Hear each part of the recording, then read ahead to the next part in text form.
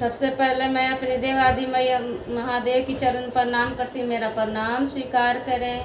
माँ पार्वती के चरण में प्रणाम करती, मेरा प्रणाम स्वीकार करें।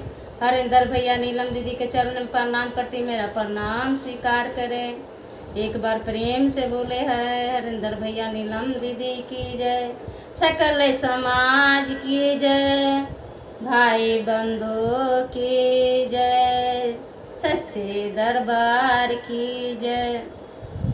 तो देखी दीदी कि एक शिव के शिष्या बाड़ी और चर्चा करके अपना घरे आयल बड़ी।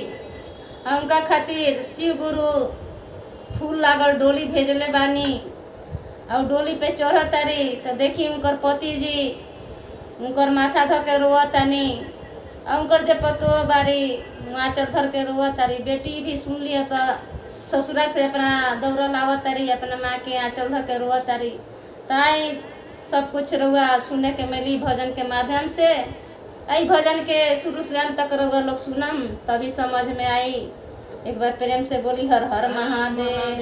शिव गुरु भेजले फूल के नैया हो, नैया डगमग करे।